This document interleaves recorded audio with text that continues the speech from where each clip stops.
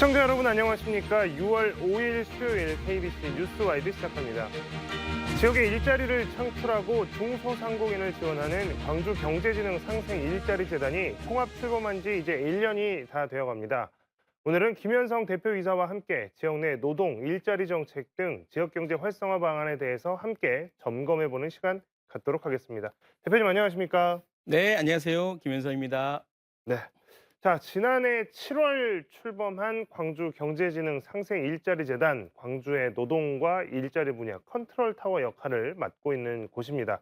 초대 대표이사로 취임을 하셨고, 작년 이맘때쯤에 저희가 취임하신 지 얼마 안 됐을 때 한번 모셨고, 그리고 이제 1년 정도 지나서 다시 모셨는데요. 1년 동안 엄청 바쁘셨죠?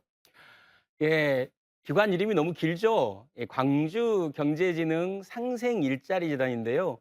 저희끼리는 경제일자리재단, 경일재단, 뭐 경자, 뭐 이렇게 부르고 있습니다. 앞으로 그렇게 불러주면 좋겠고요.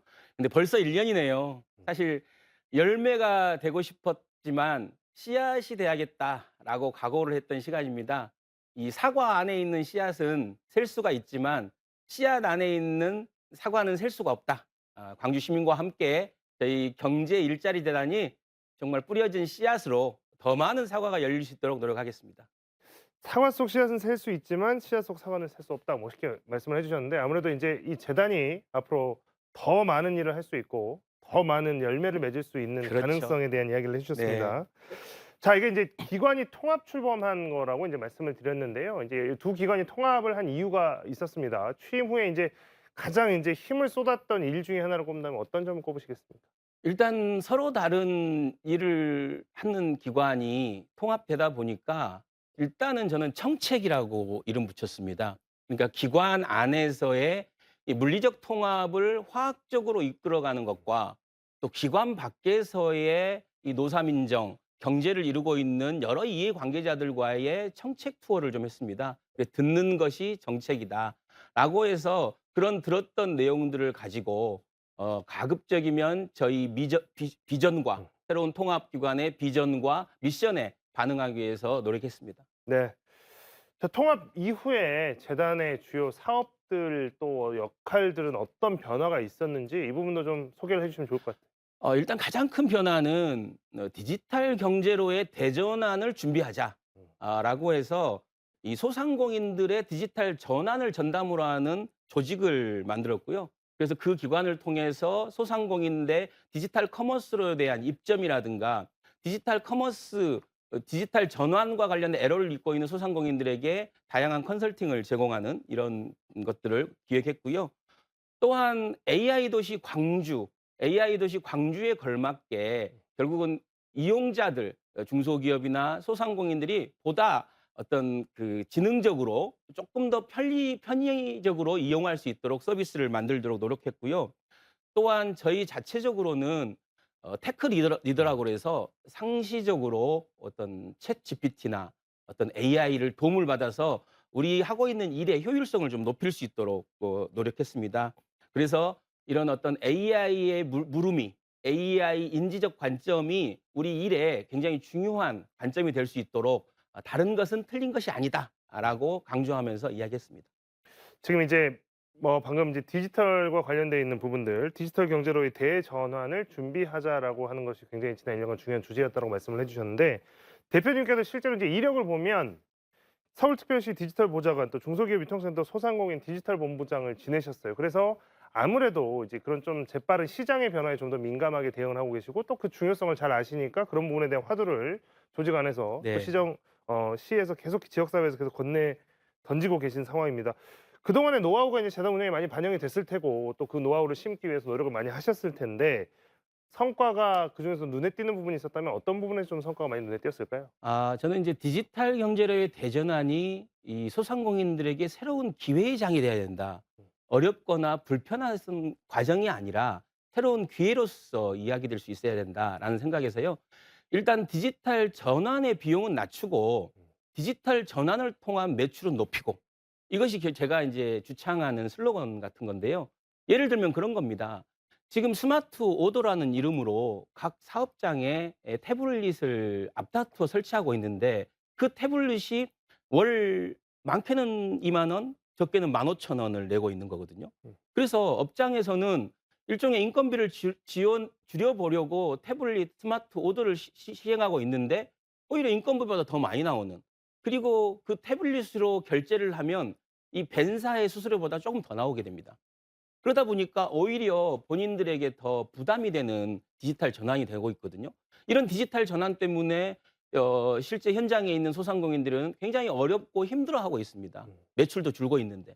그래서 저희가 지금 신한은행과 함께 개발한 것이 일종의 QR 방식의 주문입니다. 이건 100% 무료거든요. 그래서 이 QR 주문을 대세화시키고 QR 주문을 광주의 상징으로 하자. 그래서 메뉴판을 없애자라고 해서 디지털 전환 비용을 좀 낮추자. 이게 배달 수수료도 낮추기 위해서 공공 배달 앱을 만들었지만 더 나가서, 그러니까 배달 이외의 디지털 전환과 관련된 고민을 하고 있거든요. 뭐 스마트 오더라든가 스마트 줄서기라든가 스마트 회계라든가 스마트 알바 관리라든가 여러 가지 이름으로 디지털 전환이 비용이 들어간다고 생각하는데, 저는 이것들을 조금 더 새로운 관점에서 보자. 효율을 높여주고 새로운 기회를 만들 수 있다라고 보는 거고요. 두 번째는 매출을 높이자라는 관점에서 저희가 지금 광주의 맛의 리더십을 복원하자라는 말을 하면서 밀키트 상품화, 밀키트 상품화를 통해서 광주의 맛을 전국화시키고 지구적으로 세계화시키자라고 하고 있습니다. 그래서 이번에 한 40여 소상공인이 지원을 해 줬고 한 10곳만 선정을 하려고 그랬는데 너무 안타깝다. 한 사람 더 해야겠다 해서 11곳이 선정됐어요. 그래서 제가 이건 푸드 클럽이다. 아니 풋볼 클럽이 11명이고 이제 푸드 클럽을 만들자. 그래서 광주 푸드 클럽을 창단했습니다. 그래서 이 광주 푸드 클럽을 중심으로 해서 정말로 국가대표급 상품화 음. 기획과 광주의 맛을 전국화시키고 광주의 맛이 세계화되고 이 맛의 산업화, 식품의 산업화로 인해서 광주의 경제가 활성화되고 새로운 일자리가 만들어지고 이런 것들 두 가지를 저희가 핵심으로 했다고 볼 수 있습니다. 네. 많은 일들 또 재밌는 일들, 이전에 없던 개념의 새로운 일들이 많이 변화가 있었구나라고 하는 거를 한눈에 알아볼 수 있겠습니다. 자, 앞서 말씀하신 대로 지금 광주경제진흥 상생 일자리 재단은 지역의 노동과 또 일자리 분야의 컨트롤 타워 역할을 하고 있는 곳인데요. 지역에서 먹고 사는 이야기라서 어려운 현안들도 굉장히 많이 쌓여 있습니다. 저희가 준비를 영상을 하나 했는데 이 영상 보고 와서 이야기 이어가도록 하겠습니다.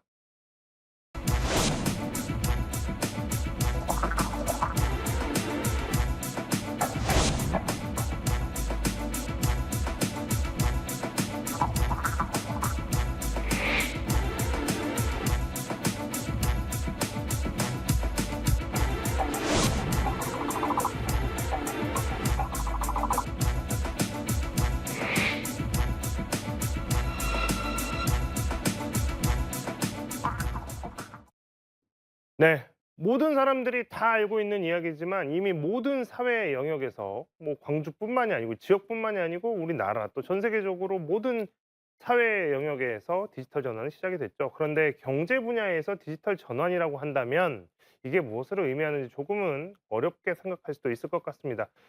경제 분야에서의 디지털 전환, 디지털 경제로의 전환, 이거 좀 쉽게 설명해 주면 어떻게 하시겠습니까? 쉽게 생각하면 생산과 유통, 소비, 이게 결국은 경제 사이클이지 않습니까? 그 생산의 관점에서도 스마트화해지고 음. 유통의 관점에서도 일종의 커머스, 일종의 지금 과거에 오프라인에 현장에 가서 구매를 했던 방식에서 지금 오히려 디지털 커머스로 구매하는 것이 역전을 했거든요.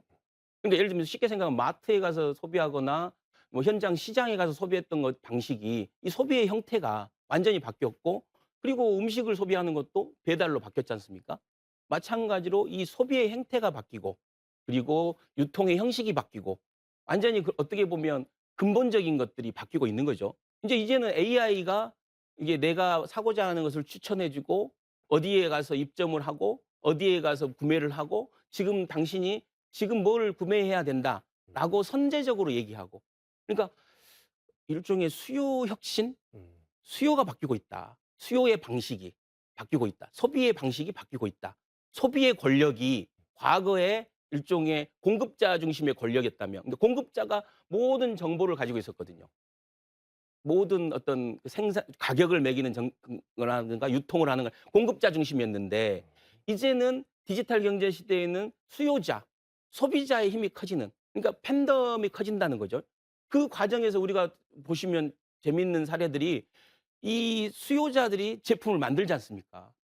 예를 들면 A 라면과 B 라면을 섞어서 새로운 라면을 만들어내고, 뭔가 새로운 어떤 모디파이, 그러니까 새로운 것들을 만들어내고, 그것을 이제는 공급자가 그거 제품 하나만, 그게 되게 많습니다. 소비자가 먼저 얘기해서 만든 제품이 많아요.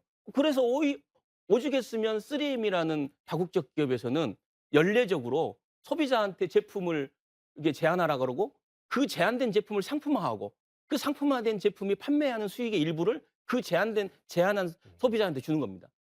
이런 식으로 예를 들면 어떤 디지털 경제로의 전환은 이 경제 권력의 전환이다. 과거의 공급자 중심의 경제 권력을 에서 이제는 수요자, 소비자 중심으로 가고 있다. 그래서 이것은 새로운 또 기회가 될 수 있다라고 저는 보는 거죠. 지금 공급자 중심에서 수요자 중심으로, 그러니까 경제 권력의 주체 권력이 바뀔 수 있는, 그리고 그 사이에서 기회가 창출될 수 있는 이런 특징이 있다라고 설명을 해 주셨습니다. 자, 경제 분야에서 인제 이런 전환이 필요하다고 한다면 우리 지역으로 이야기로 돌아와서 우리 지역은 그렇다면 이러한 전환의 속도를 맞춰 나가고 있을지, 이런 것들도 참 궁금하고요. 재단에 부임하시고 난 뒤에 지난 2 월에 소상공인 디지털 전환 실태 조사가 한 번 있었다고 네. 하고, 그래서 네네. 실제로 이제 그걸 해 보셨으니까 '우리 지역은 이 정도 상태구나.'라고 하는 통계가 좀 어느 정도 나왔을 것 같은데, 우리 지역의 수준, 디지털 전환으로의 수준 어느 정도가 좀 궁금합니다. 야, 한마디로 얘기하면 지금 현재 소상공인들은 필요성은 느끼고 있습니다. '아, 디지털 전환해야지. 그래 맞아. 그거 몰라서 안 하나? 그래 커머스에 입점해서 팔아야지.' 그렇지만 실제로는 실행에 옮기는 건 굉장히 낮은 수준이거든요. 그래서 제가 인제 얘기한 게 상품화다. 이 키워드는 상품화다. 이 소상공인들에게 디지털 안에서 뭔가 실체적으로 팔 수 있는 물건을 만들어야 돼. 제품은 있는데 음. 상품이 없다. 그래서 그 첫 번째가, 그러니까 소상공인도 두 가지로 나눌 수 있거든요. 소공인과 소상인으로 나눌 수 있습니다. 이게 소공인은 디지털 전환하면 '아, 내가 물건을 만들어서 팔면 되겠지.'라는 정도의 생각은 해요. 음. 근데 지역에 요식업을 하는 분들에게는 디지털 전환? 뭐 SNS 만들고 뭐 이 홍보하고 이런 거 말고는 이제 상상력이 그렇게 확대되지 못하는 거죠. 그런데 여러분 아시다시피 이제는 그 밀키트라는 음. HMR 기술들, 이게 일종의 간편식 기술들이, 과거에는 대기업들, 우리가 알고 있는 그런 씨땡이나 뭐 이런 어떤 오뚜기나, 아니 오뚜땡 이런 회사 분들이 이름이니까. 예. 가지고 있는 기술이었는데, 이제는 누구나 마음 먹으면 지역의 요식업 식당의 제품들을 제품으로 만들 수 있고 상품화할 수 있습니다. 음. 그래서 이 상품화 경쟁력을 광주시에서 소상공인들에게 적극적으로 저희가 도입을 해야 된다라고 해서 올해 지금 광주 아까 말씀드렸던 푸드 클럽을 창단했습니다. 그래서 이걸 통해 갖고 광주가 가지고 있는 맛의 리더십을 전국화하고 세계화하자. 그래서 지금은 11개 기업을 공모 방식으로 하는데, 저는 장기적으로는 광주의 이런 어떤 그 복합 쇼핑몰이나 이 들어올 때 음. 이걸 상설화할 수 있어야 된다. 그래서 소상공인 디지털 상품화 센터. 그래서 언제나 소상공인이 상품화시키고 싶은 것이 있으면 자문을 구하고 음. 컨설팅을 받을 수 있는 공간이 필요하다. 왜냐하면 지금 이야기되고 있는 더현대나 신세계가 가지고 있는 가장 큰 경쟁력은 상품화 경쟁력입니다. 그러니까 그걸 MD력이라고 하거든요. MD력. 그 상품화력을 기술이라고 보고 음. 그 기술이를 좀 받아야 된다.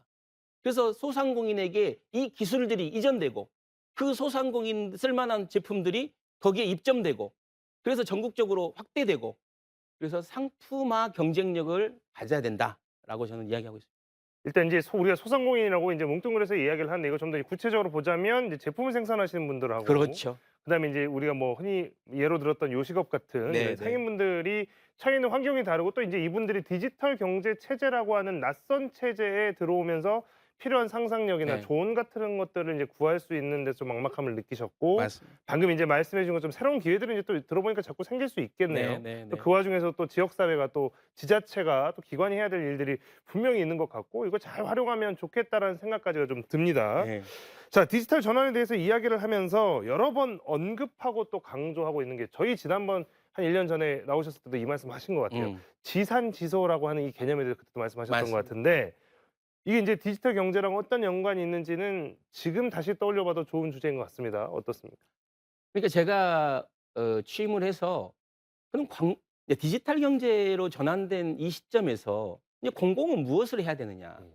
과거에 공급이 수요를 만들던 시절에는 공급자들에게 R&D도 해 주고 공장도 지어지고 그러면서 공급만 만들면 수요는 생기던 시대가 있었습니다.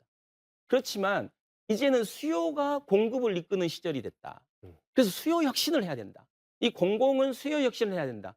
그렇기 때문에 미국의 바이든 정부가 바이 아메리카라는 음. 이런 슬로건을 통해서 자국 내에서 생산되지 않은 것은 아예 보조금도 주지 않는 거지 않습니까? 그래서 저희의 대기업들이 미국에 가서 우리나라 대기업들이 미국에 가서 공장을 짓고 있는 거잖아요. 또 중국의 시진핑은 애국소비라고 그러고 있습니다. 국산을 사는 게 중국산을 사는 게 애국이다라고 하면서 애국 소비를 주창하고 있습니다. 그게 바로 수요 혁신입니다. 대한민국만 거꾸로 가고 있어요. 그러니까 예를 들면 지역화폐 같은 거 더 늘려야 됩니다. 그래야 수요를 창출하는 거거든요. 왜냐하면 10%를 가지고 그러니까 예를 들면 10만 원은 100만 원을 가지고 1000만 원의 수요를 만드는 거지 않습니까? 지역화폐라는 것이. 이것이 바로 거꾸로 가는 정책 중에 하나거든요. 정부 정책 중에. 그래서 저는 수요 혁신의 슬로건으로 지산지소를 내세우는 겁니다. 지역에서 생산된 제품을 지역에서 소비하고 지역에서 생산된 제품을 지능적으로 디지털로 소비하고 지역에서 생산된 제품을 지구적으로 소비하자. 그러니까 지역에서 생산된 제품을 어떻게 수요를 혁신할 것이냐. 그러니까 저는 지역에서 생산된 제품을 지역에서 소비하자라는 이 수요 혁신의 첫 번째는 지역 내의 조달들, 그러니까 광주시의 조달도 그렇고 지역의 학교나 병원의 조달도 광주시 산업과 연결된 걸 소비할 수 있도록 노력하자. 또한 지역에 있는 소상공인들이나 중소기업들이 제품을 가지고 있는 분들은 상품화시키고 이 상품을 디지털 커머스에 입점시켜서 음. 좀 더 매출을 늘려갈 수 있도록 하자. 또 하나는 K김밥 아시죠? 음. 냉동김밥. 냉동김밥이 그렇게 팔지 어떻게 하겠습니까? 저는 무역이라는 것이 이제는 대기업의 전유물이 아니다. 중소기업의 전유물이 아니다. 소상공인도 뜻이 있다라면 얼마든지 무역을 할 수 있다. 엊그제 제가 송정리에 있는 형제갈비, 이게 떡갈비를 상품화시킨 형제갈비 대표를 만났거든요. 그 대표가 알리에 입점했다는 거예요. 최근에. 너무 기뻤어요. 아, 지역의 이런 청년들도 이제 스스로가 이런 사례를 만들어놓나. 이런 사례들을 더 저희가 스피커가 돼서 알려드리고 그리고 이 방법을 모르시는 분들은 저희가 중간에 중간 지원 역할을 해서 상품화 시켜드리고 음.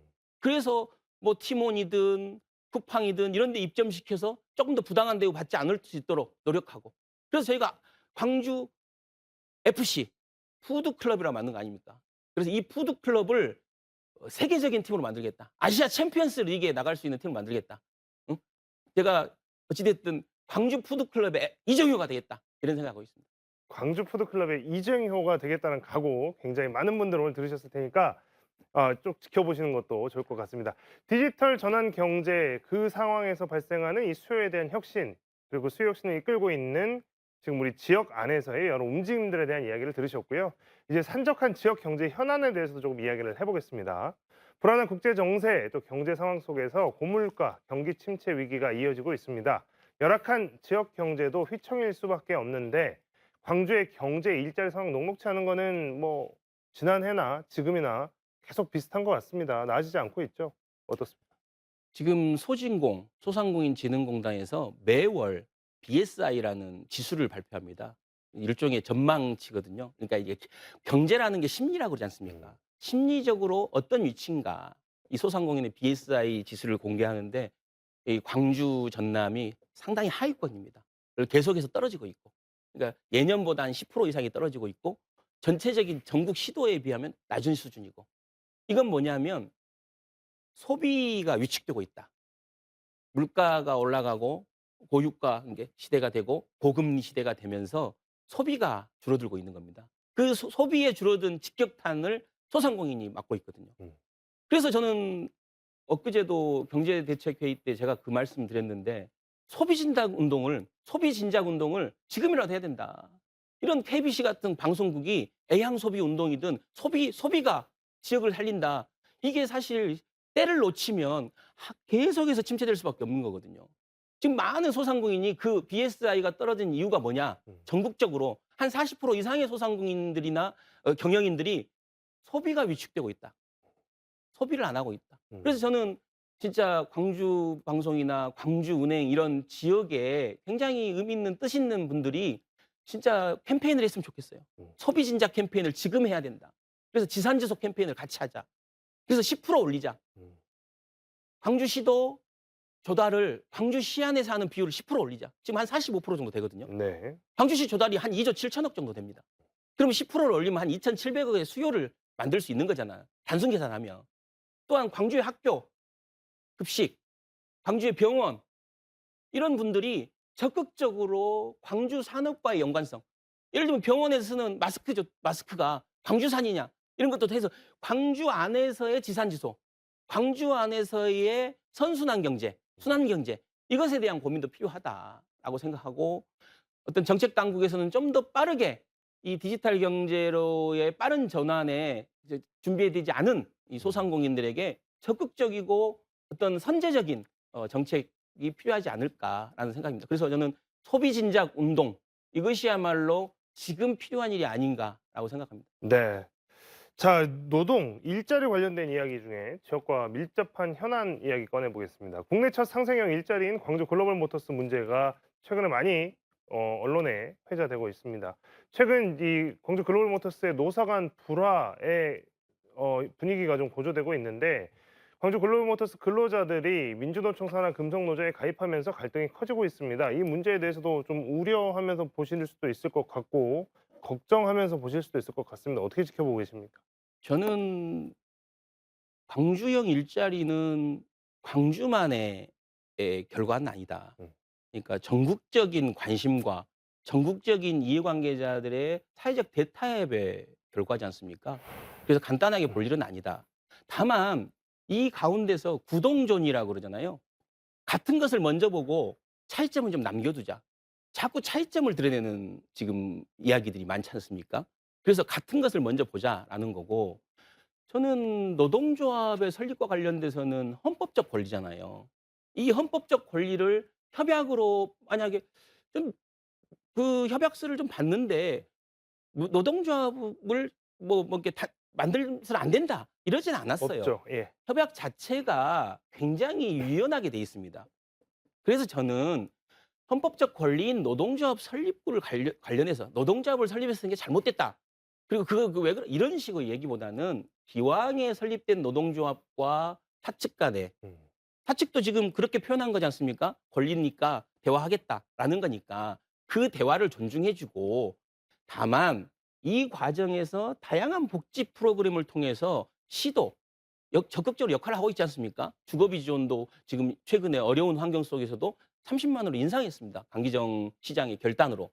그래서 이런 시의 지속적인 노력과 지금 노동자의 이런 것과 이것들이 조금 더 대화가 돼야 될 것 같다. 특히 그리고 저는 노동자들이 그 당시에 노사민정 협약에 사실 당사자는 아니에요. 그렇기 때문에 새로운 약속이 필요하다. 그러니까 시즌 1에서 했던 약속들, 그 당시 시장도 바뀌었고 지장지 노조의 어떤 파트너도 바뀌었고 이제 노동조합이 파트너로 들어오고 지역의 이 노동조합을 대표할 수 있는 파트너도 들어와서 이전 새로운 약속이 시작돼야 될 시점이 아닌가. 그래서 이것을 마냥 과거에 이렇게 했는데 왜 그러냐라고 생각하면서 과거지향적 싸움을 할 것이 아니라 앞으로 미래에 이걸 어떻게 키워갈 것이냐라는 겁니다. 그리고 다만 노동자들에게도 저 얘기하고 싶은 게 지금 노동 환경이 저희가 실태 조사를 해보면 그렇게 나쁘진 않아요. 지금 예를 들면 이직률이 높다 이러는데 평균에 비하면 낮아요. 전체적인 어떤 저희 그 임금도 일종의 기아의 하청업체 이런 평균에 비하면 높아요. 그리고 댓글을 좀 읽어보셨으면 좋겠어요. 댓글 보면 광주 시민들이 애끓게 얘기하지 않습니까? 내가 가서 일하겠다. 그 정도 일자리 있으면. 지금 상황이 그런 상황인데 서로가 조금씩 양보하면서 우리가 대한민국의 가장 모범적인 일자리를 하나 만들어낸 거지 않습니까? 광주시가. 그 자부심으로 서로 간에 조금씩 대화의 테이블에 나와야 된다. 그래서 노사민정협의회도 다시 조금 더 이 문제에서 적극적으로 의견을 개진하고 사측도 마찬가지로 조금 더 적극적으로 노동조합과 기왕에 생긴 노동조합과 대화를 하려고 노력하고 그런 것들이 지금은 필요할 때가 아닌가라는 생각이 듭니다. 네. 자, 대유위니아 사태도 좀 이야기를 해봐야 될 것 같습니다. 지난해 터진 이 대유위니아 사태는 지역 경제가 큰 타격을 입는 또 상황까지 갔었고 또 최근에 근데 관심이 좀 줄어든 것 같긴 한데 지금 어떤 상황인지 좀 궁금할 것 같고요. 그래서 그 당시에 뭐 협력업체나 이런 데 줄도선하게 생겼다 이런 문제도 있었고 그때 이제 뭐 지자체라든지 이런 데서 뭐 급하게 뭐 이렇게 도움을 주는 네. 방안들도 마련하고 이제 여러 가지가 좀 있었는데 그 뒷상황도 좀 궁금하고 그렇습니다. 지금 일단은 그 법원에 지금 있는 거고요. 그래서 이 매각의 대상자들 찾고 있습니다. 근데 쉽게 이렇게 사겠다는 데가 왜냐하면 경기가 좋아야 이것도 같이 하는데 쉽게 이걸 사겠다라는 데가 나타나지는 않고 있습니다. 음. 다만 저는 이 사태에 대해서 저는 지역에 글도 쓰고 그랬는데요. 어떤 내용이냐면 일종의 이제 대의유니아를 아주 지혜롭게 극복하는 것도 중요하지만 이 사안은 단순히 그냥 대의유니아 하나 살리고 이런 게 아니고 근본적으로 산업의 순환 과정에서 이 산업의 공동화 현상이라는 것은 있을 수밖에 없다. 그러면 이것을 어떻게 문제를 풀어야 되냐. 기침을 한다 그래서 야, 감기다. 감기약 먹어라. 이런 식으로 처방하는 것이 아니고 기침을 하는 증상은 여러 가지가 있지 않습니까? 음. 기침을 한다 그래서 바로 감기는 아니거든요. 그러면 그걸 좀 봐야 된다. 대증적이기보다는.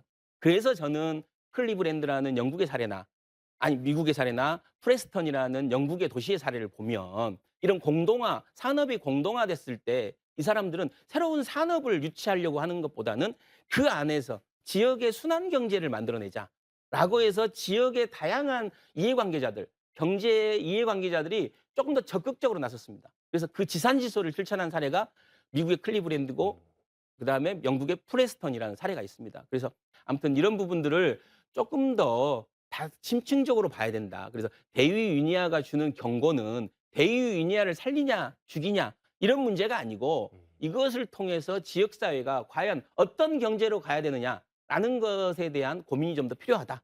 대증적으로 반응할 것은 아니다라고 저는 그렇게 얘기하고 있습니다. 네. 자, 오늘 광주경제진흥상생 일자리 재단 재단 김현성 대표이사와 함께 지역 경제 상황 짚어보는 시간 가졌습니다. 대표님 고맙습니다. 예, 감사합니다.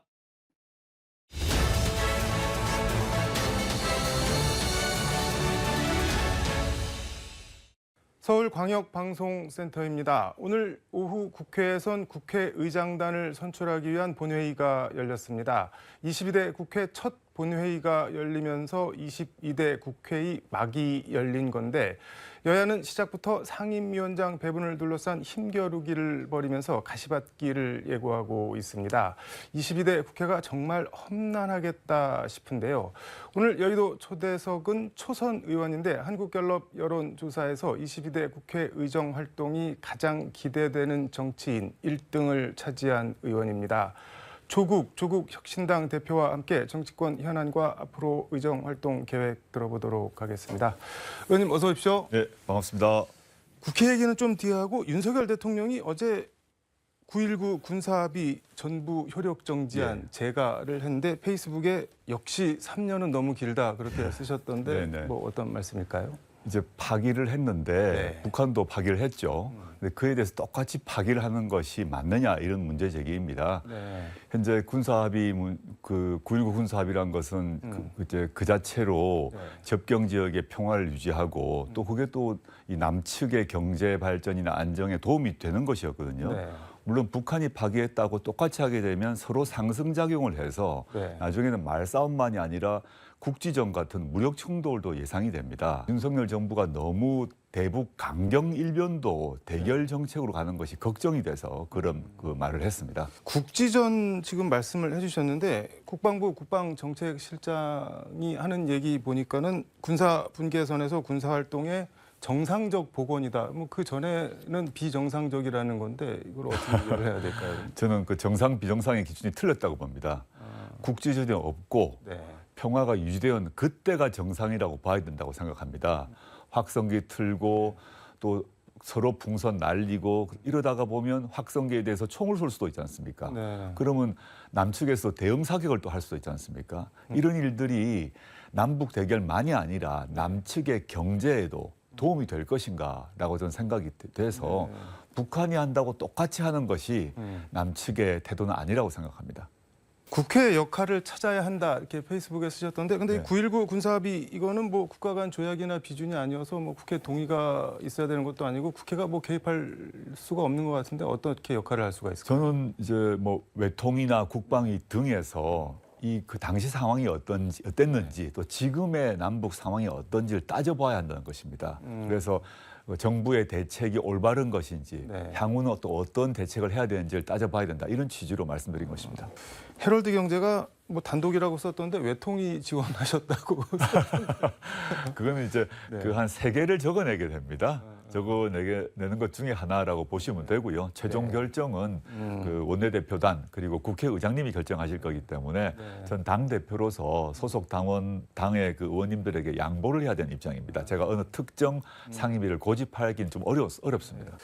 한국갤럽 여론조사에서 22대 국회 의정 활동이 가장 기대되는 정치인 1위를 네, 감사합니다. 하셨는데 네, 네. 사람들이 조국이라는 정치인한테 뭐 어떤 거를 기대하는 걸까요? 전 선거 과정에서 거리에서 또는 뭐 여러 가지 다른 공간에서 시민들을 만나면서 느낀 네. 게 딱 2가지였습니다. 하나는 네. 윤석열 정권의 무능, 무책임 이런 문제를 정확히 지적하고 싸워달라. 그리고 윤석열 정권이 내세웠던 공정과 상식이 사입임을 밝혀달라. 이런 요구가 하나 있고요. 사입이요? 네네, 사입이요. 공정과 상식이 제대로 된 것이 아니란 거죠. 그런 말씀을 시민들이 하셨고 네. 두 번째는 윤석열 정부가 쌓은 그 다음 단계에 있어서 현재 민생과 경제가 너무 어려운데 네. 민생 경제를 살리기 위해서 어떻게 해야 될 것인지에 대해서 역할을 해달라. 이런 2가지 요구가 있었습니다. 여론조사 얘기 하나 더 해보면은 뉴시스 광주 전남 본부가 리얼미터에 의뢰해서 지난달 16일 발표한 건데 광주 지역 정당 지지도가 뭐 40 총선 비례대표 득표율과 비교하면은 뭐 반토막 났다 뭐 이런 기사도 저는 그 기사를 보고 솔직히 어이가 없었습니다. 왜요? 그 여론조사 통계를 완전히 잘못 읽은 기사였는데요. 그 총선 전에 비례대표 득표율, 네. 비례대표 지지율과 총선 이후의 정당 지지율을 단순 비교를 한 것입니다. 그러니까 비례대표 득표율이 47.7%였고 정당 지지율이 20.7%. 네. 숫자만 놓고 보면은 반토막이 한 난 것처럼 거잖아요. 보이죠. 예. 그런데 총선 시기에는 국민들이 2표를 갖지 않습니까? 지민 비조에 따라서 지역구는 민주당을 찍고 비례는 조국혁신당을 찍는 선택을 했을 때 그 비례 득표율이 얼마인가 이 기준과 네. 하나의 정당을 어디를 지지하냐 했을 때는 다른 기준인데 네. 이 2개를 같이 비교해버린 겁니다. 그래서 총선 전이나 후나 하나의 정당만을 선택할 때는 10% 초중반을 유지하고 있고요. 그래서 변화가 크게 없습니다. 이걸 그 뉴시스 기자분이 잘못 읽었는지 실수인지 잘 모르겠습니다만은 비례대표 지지 정당과 하나의 정당만 선택하는 여론조사를 비교를 하는 바람에 반으로 떨어졌다는 전 잘못된 분석 기사가 나간 걸 보고 좀 안타까웠습니다. 그러니까 호남에서 비례대표 전략적 투표를 한 거를 갖다가 기준점을 잘못 잡아서 비교를 했다 그런 말씀이죠. 네, 지금 호남에서도 전국에서 그렇고 하나의 정당만을 선택해서 어느 정당을 지지하느냐를 보게 되면 큰 변화 없이 10% 초중반을 유지하고 있습니다. 근데 여기서 20%가 넘게 나왔으면 더 올라간 거 아닌가요? 그러면 지지율이? 그렇죠. 조사별로 보게 되면 오르고 있는 게 추세인데요. 많이 오르지도 않고 조금씩 1%씩 2% 오르고 있는 건 사실입니다.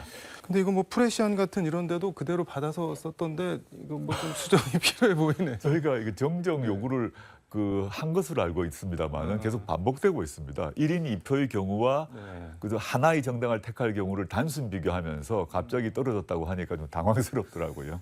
그래서 쭉 10% 초중반에서 올라가고 있는 추세다라고 보시면 됩니다. 윤석열 대통령이 의원회관에 보내온 뭐 정중히 사양한다, 법권 네. 그만 좀 쓰시라라고 했는데 뭐 난이 무슨 죄냐 뭐 이런 지적 비판도 좀 있는 것 같습니다. 나는 죄가 없죠. 네. 그럼 뭐가 죄가 있는 건가요? 저는 총선 민심을 대통령께서 거부를 하고 계시던 거죠. 여러 거부권 행사를 지금 그 6공화국 출범 이후로 가장 많이 하셨지 않습니까? 총선 민심을 거부하는 대통령에 대해서 정치인으로서 특히 야당 대표로서 거부를 해야 된다라고 생각했고요. 뭐 난을 되돌려 보는 것이 뭐 쇼가 아니냐 이런 얘기도 있던 것 같은데 네. 저는 정치적 메시지를 정확히 보내는 것이 맞다고 생각을 해서 돌려 보냈습니다. 알겠습니다. 이 얘기는 뭐 이렇게 하고 며칠 전 그 미국 월스트리트 저널의 인터뷰 기사가 났던데 기사 제목이 He lost his job, his wife went to prison, now he wants to take down South Korean's president. 대한민국 대통령을 끌어내리기를 원한다. 제목이 엄청 센데 이런 표현을 직접 하신 건가요? 그 제목은 월스트리트이 잡았죠. 잡은 거고 네. 큰 취지에 있어서는 뭐 좀 맞다고 저는 생각하고 있고요. 왜냐하면 제가 또 저희 조국혁신당이 검찰 독재 정권 조기 종식을 외쳤지 않습니까? 네. 그 말을 테이크 다운이라는 표현으로 쓴 것으로 이해하고 있습니다. 저는 아시다시피 월스트리트 저널이 전 세계적으로 유수한 저널이고 또 보수 저널 아닙니까?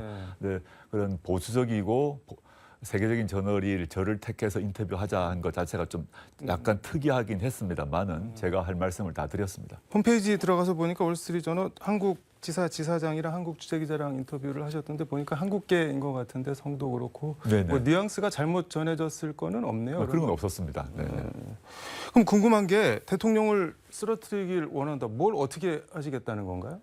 전 윤석열 정권에 대한 심판을 이미 한번 했지 않습니까? 네. 총선을 통해서 했고 지금 윤석열 정권의 조기 종식을 조국혁신당이 외쳐왔는데 조기 종식에서는 두 가지가 있는 것 같습니다. 네. 하나는 헌법을 통해서 즉 헌법 개정 개헌을 통해서 임기 단축하는 방안이 있겠죠.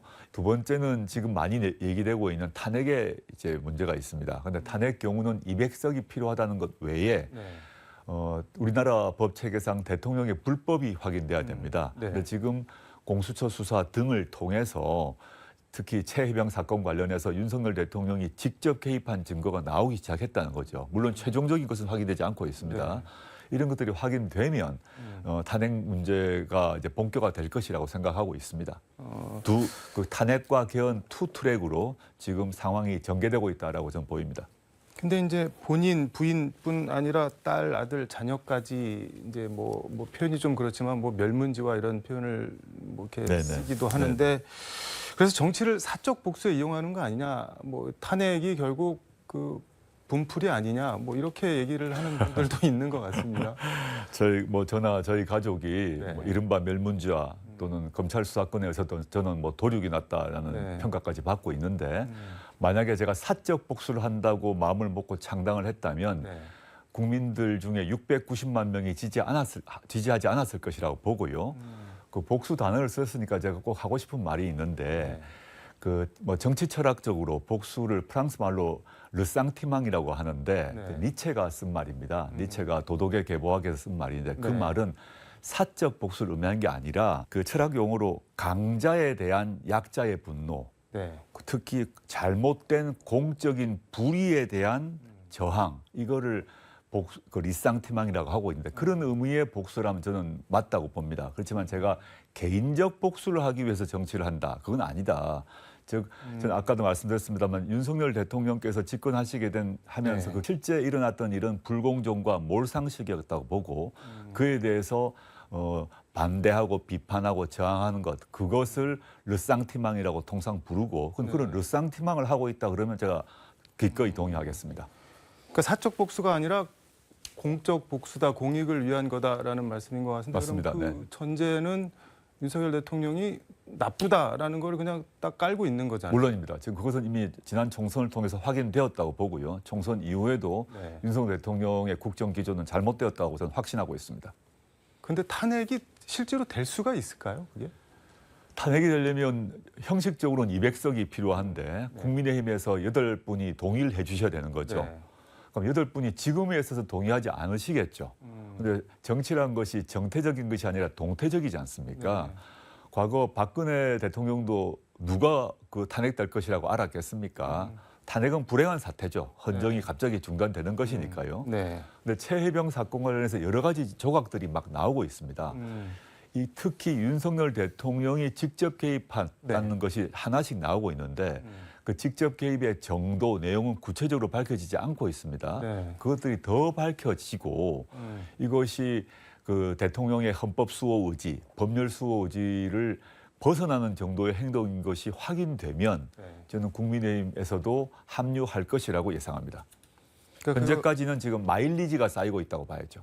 마일리죠? 탄핵을 위한 마일리지가 쌓이고 있는데 충족된 상태는 아직은 아니다. 그렇지만 그걸로 향해 나아가고 있다라고 봅니다. 근데 최상병 사건 관련해서 지금 조국 혁신당이 윤석열 대통령을 공수처에 고발했는데 이종섭 장관이랑 통화한 휴대폰 압수수색하고 피의자로 입건해서 조사해라 뭐 이런 건가요? 그러면은? 공수처가 해야 될 일이죠. 왜냐하면 실제 통화 내용이 나왔지 않습니까? 네. 3번 통화를 했고 그 3번 통화 중에 특히 2번째 통화 이후에 박정훈 대령이 보직 해임되고 네. 이런 일이 벌어졌는데 그러면 용산 대통령실과 국방부를 모두 지휘할 수 있는 사람은 대통령밖에 없거든요. 네. 근데 마침 그 대통령과 국방부 장관이 통화 내용이 나옵니다. 그 결정적 시기에. 네. 그러면 통상의 수사의 절차에 따르게 되면 그 통화 내용을 확인해야 되기 때문에 네. 압수수색을 해야 되는 거죠. 그 휴대전화를 압수수색하는 것은 기본이고 이미 이종섭 장관 것은 했습니다. 그 윤석열 검찰총장 시절에 뭐 청와대를 압수수색을 한 적은 몇 번 있는데 뭐 이미 제출로 받긴 했지만 대통령 거를 받아간 적은 없었는데 그 당시는 문재인 대통령의 범죄 혐의, 연루 혐의가 하나도 없었기 때문에 할 수 없었던 것이죠. 네. 지금은 이종섭 장관과 통화한 게 나와버렸고 대통령실도 인정을 했습니다. 통화한 것은. 네. 그러면 통상 절차에 따라서 대통령실과 대통령의 그 개인 폰은 압수수색할 수 있는 거죠. 공익폰, 비화폰 같은 경우는 공용폰은 국가기밀 안보 문제가 있을 수 있습니다. 네. 그 경우는 곤란할 것 같지만 무슨 이유인지 모르겠지만 윤석열 대통령이 개인 폰을 썼습니다. 네. 이 경우는 저는 압수수색의 대상이 충분히 된다고 봅니다. 저도 그 지점이 궁금한데 왜 개인 폰을 썼을까요? 비화폰을 놔두고. 저도 청와대 근무를 했지 않습니까? 네. 2년 반 근무를 했는데 너무 의아합니다. 그 유선전화로서 유선전화도 이게 이제 도청 방지가 되는 유선전화가 있고 그다음에 도청 방지가 되는 그 공용폰이 따로 있는데 그 폰을 쓰도록 네. 교육을 받고 의무화되어 있거든요. 근데 왜 그 전화기를 쓰지 않고 개인 폰, 즉 총장 시절에 썼던 개인 전화를 썼을까에 대해서는 여러 의문이 있고 저도 의심이 되는 게 있는데 지금은 추측 단계라서 말씀을 못 드리겠습니다. 그냥 갑자기 생각나서 전화하려다 보니까 주머니에 있는 개인 폰을 쓴 건 아닐까요? 그냥? 만약에 그랬다면 네. 정말 그거는 공직윤리 문제죠. 그 공용폰 항상 들고 다니고 비서가 들고 다니거나 본인이 들고 다니거든요. 근데 전화를 한 발신지가 용산 대통령실은 아니더라고요. 아무리 관저라고 하더라도 또 다른 장소라고 하더라도 필히 공용폰을 써야 됩니다. 그래서 저는 다른 이유가 있다고 보는데 네. 그걸 현재로는 확인이 안 되기 때문에 말씀을 못 드리겠습니다. 어제 조국 혁신당 의원총회가 있었는데 7월까지 쇄빙선 법안 7건, 예인선 법안 예. 4건 뭐 발의하겠다라고 이제 공언을 했는데 이게 이제 쇄빙선이 뭐 윤석열 정권을 깨트리는 뭐 그런 법안이라는 취지인 거죠. 그런 취지죠. 얼음을 깬다는 취지니까요. 윤석열 대통령의 지금 국정 기조에 대한 비판을 하고 네. 잘못된 국정 기조를 깬다 이런 의미입니다. 근데 한동훈 특검법을 쇄빙선 1호 법안으로 정했는데 네, 뭐 당론 1호 법안으로 채택도 하셨고 이미 발의가 되어 있고요. 아, 발의가 돼 그 있나요? 박은정 의원이 대표 발의를 했고요. 네. 저도 당연히 동의 서명을 했습니다. 네. 한동훈 전 비대위원장 같은 경우는 윤석열 정권의 황태자란 말을 들은 사람 아닙니까? 근데 이 분이 네. 그분 따님의 입시비리 뭐 2만 시간 봉사활동을 했냐 아니 이런 문제는 뭐 빼더라도 네. 이른바 고발사주 사건에서 당시 한동훈 검사장이 자신의 부하에 해당되는 손준성 검사에게 네. 그 문제의 고발장이 접수되기 하루 전날에 60장의 사진을 보낸 것은 확인되었습니다.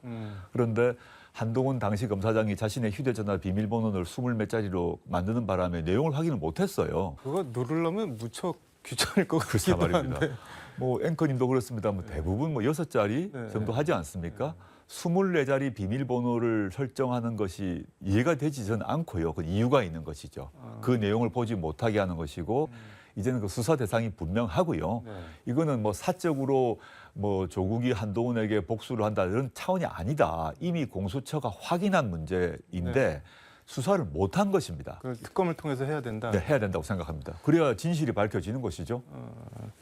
시간이 거의 다 돼서 이거 하나만 여쭤보겠습니다. 김건희 여사 관련해서 이원석 검찰총장이 반드시 소환 조사해야 한다, 불러야 된다고 주변에 얘기를 했다고 뭐 조선일보가 단독이라고 썼는데 이게 소환 조사를 한다고 하면은 털어주려고 부르는 걸까요? 아니면 진짜 기소를 전제로 수사를 하려고 부르는 걸까요? 저는 그 윤석열 대통령의 이제 부인인 김건희 씨의 도이치모터스 수사 같은 경우에 있어서 이미 수사팀이 과거 만들어졌는데 통상의 검찰의 수사 방식에 따르면 당연히 소환을 해야 되고요. 그 다음에 김건희 씨가 그 서면 답변을 했다 그러는데 공소시효가 지난 사안에 대해서만 답을 하고 네. 실제 문제가 되는 사안에서는 답을 안 한 것으로 알고 있습니다. 이 경우 필히 소환 조사를 해야 되고 압수수색, 다른 증거를 확보를 해야 됩니다. 네. 구두를 통해서 질문을 통해서 확보하고 압수수색을 해야 되는데 압수수색이 없었거든요. 전 통상의 검찰의 수사 실무에 따르면 소환, 압수수색을 해야 됩니다. 네. 지금 이원석 검찰총장의 발언을 보면 그런 쪽으로 한 걸음씩 나아가고 있는 것이 아닌가라고 보입니다. 물론 대통령실의 압력에 굴복할 수도 있겠죠. 현재는 그러니까 대통령이 그거를 가만 보고 계실까요? 그런데? 그래서 그걸 막기 위해서 서울중앙지검 1, 2, 3차장 다 바꾸고 서울중앙지검장도 바꾸지 않았습니까? 네. 그에 대해서 이원석 총장은 모욕감을 느꼈을 것이라고 봅니다. 근데 그 문제는 검찰총장은 그 사건에 직접 지휘를 하지는 못합니다. 네. 서울중앙지검장이 하게 되는데 이원석 총장과 서울중앙지검장 사이에 지금 보이지 않는 갈등이 진행되고 있고 그거를 전제로 이번에 그 이원석 총장이 언론 앞에서 말을 해버린 거 아닙니까? 예외 성역 없다. 없다. 네. 이 말은 하겠다는 의지죠. 그러면 그 말은 간접적으로 서울중앙지검장 신임 서울중앙지검장 및 1, 4차장에게 네. 확실하게 하라란 말을 한 것인데 그 1, 4차장의 지휘 부인 신임 서울중앙지검장이 어떤 선택을 할지는 지켜봐야 될 것 같습니다. 근데 뭐 이원석 총장이 그런 의지가 있다고 하더라도 9월이면 임기가 끝나는데 갈 총장인데 그 밑에 중앙지검장이나 차장들이 말을 들을까요? 글쎄 말입니다. 저도 그게 참 안타깝고요. 만약 그렇게 돼버린다면 네. 한국 검찰 문 닫아야죠. 문 닫아. 정말 문 닫아야 됩니다. 부끄러운 일이고 시쳇말로 정말 검사로서 시쳇말로 정말 쪽팔리는 일이다. 뭐 살아있는 권력 수사한다고 그렇게 자랑을 해놓고 범죄 혐의가 명확히 드러났고 네. 그다음에 공범들은 모두 1심에서 유죄 판결을 받았고 그다음에 피의자가 된 사람이 수사에 전혀 협조를 하지 않는데 네. 대통령의 부인이란 이유로 덮는다. 검찰 문 닫아야 됩니다. 정말 이거는 부끄러운 일입니다. 알겠습니다. 오늘 말씀은 여기까지 듣도록 하겠습니다. 고맙습니다. 네, 감사합니다. 지금까지 서울광역방송센터에서 조국 혁신당 의원과 함께 전해드렸습니다.